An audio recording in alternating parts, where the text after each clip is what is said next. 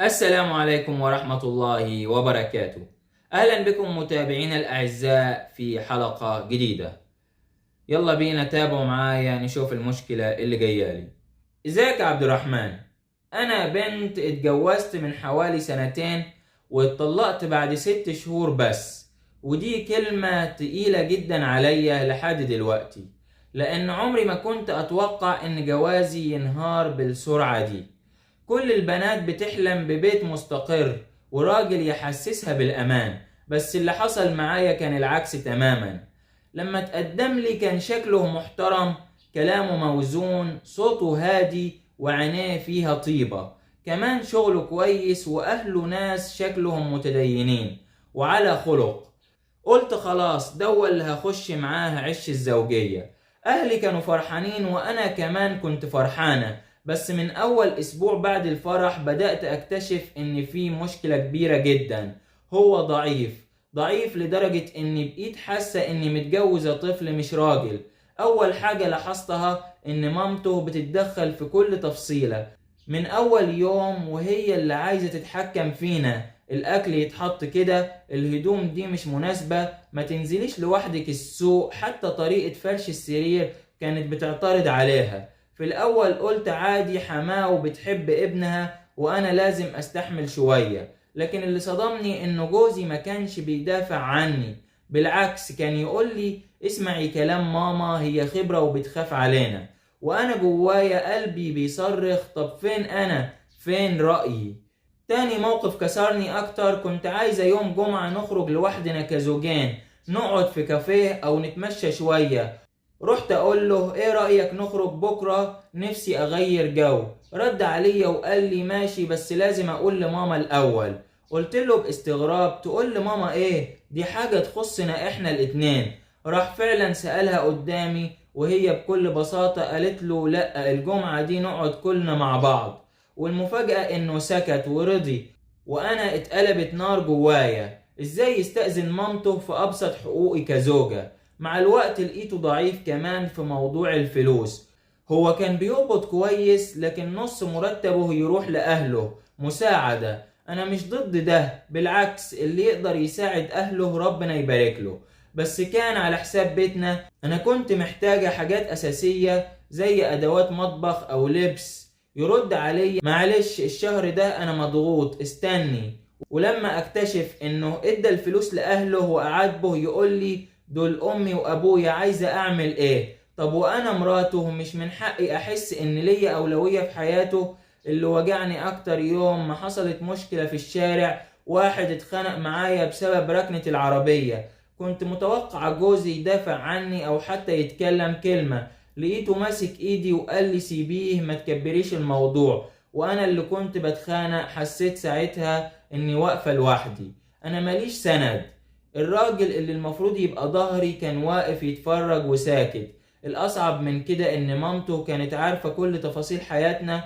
كنت أستغرب إزاي تعرف إننا اتخانقنا امبارح أو إننا كنا زعلانين. اكتشفت إنه بيحكي لها كل حاجة، حتى أدق خصوصيات بيتنا. في مرة واجهته وقلت له إزاي تحكي لماما عن مشاكلنا؟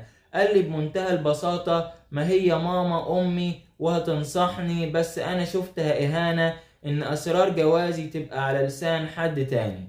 المواقف دي كلها اتجمعت على بعض يوم ورا يوم، شهر ورا شهر، وأنا جوايا إحباط وكسر، لحد ما بعد 6 شهور حسيت إن قلبي مات، ما بقتش عايزة أكمل.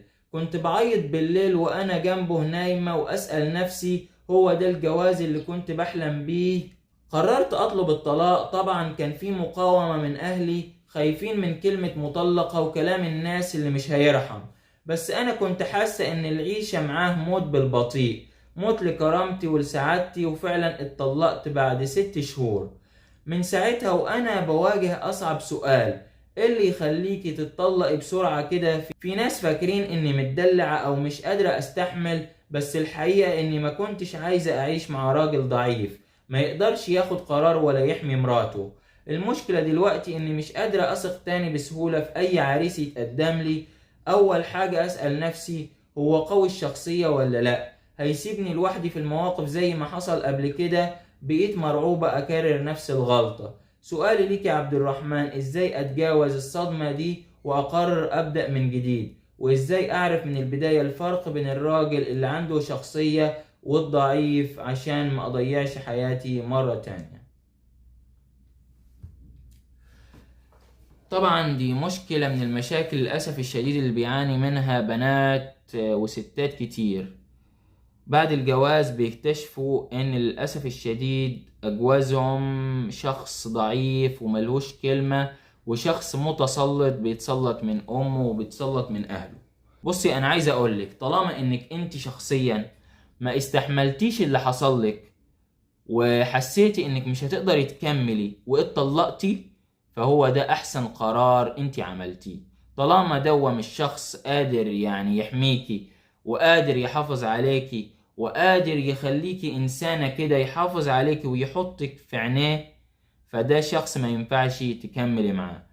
بالنسبة بقى للكلام بتاع الناس، فسيبك من كلام الناس عمرها ما كان يعني كلامها يعني بيشجع او بيبقى كلام كويس او بيبقى كلام ايجابي.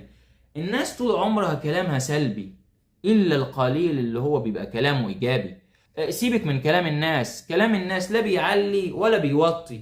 طول ما انت ما عملتيش حاجة تغضب ربنا ولا حاجة تزعل ربنا، فانت كده ما يهمكيش اي حاجة تتقال عليكي من الناس. طالما شخص ما قدرش يحميكي وما قدرش يدافع عنك وما كانش الراجل اللي هو يستاهل يتقال عليه كلمة راجل في نظرك، يبقى دوا شخص ما ينفعش تكملي معاه. فأحسن حاجة انت عملتيها انك اتطلقتي. بالنسبة لأسئلتك، سؤالي ليك يا عبد الرحمن، ازاي اتجاوز الصدمة دي واقدر ابدأ من جديد؟ حاولي يعني ركزي في شغلك، وحاولي تركزي في مستقبلك، وحاولي تقربي من ربنا، صلي واقرأ قرآن، وما تفكريش في الموضوع كتير. ان شاء الله بإذن الله تعالى هتنسي، ان شاء الله هتنسي وهتتجاوزي الصدمة دي. وازاي اعرف من البداية الفرق بين الراجل اللي عنده شخصية والضعيف اللي ما عندوش شخصية عشان ما اضيعش حياتي مرة تانية؟ بصي، عشان تفرقي ما بين الراجل اللي عنده شخصية والراجل اللي ما عندوش شخصية، لازم لما في فترة الخطوبة يعني تشوفيه في مشاكل عشان تعرفي الفرق، وعشان تعرفي ما بين الشخص او الراجل اللي عنده شخصية والراجل اللي هو ما عندوش شخصية ضعيف. لازم يعني تشوفيه في فترة الخطوبة، تحاولي تستكشفيه، تشوفي تصرفاته في المشاكل، تشوفي عفش البيت مين اللي بيختاره، تشوفي هل هو الاختيار بيبقى رأيه ولا رأي أهله ولا رأي والدته. فأنت لازم تحطي الشخص اللي هيتقدم لك المرة الجاية إن شاء الله، لازم تحطيه في اختبارات كتيرة، وتحاولي تحطيه مثلا في مشاكل، تشوفيه هيحل المشكلة إزاي، تشوفيه هيحاول يتعامل مع المشكلة إزاي.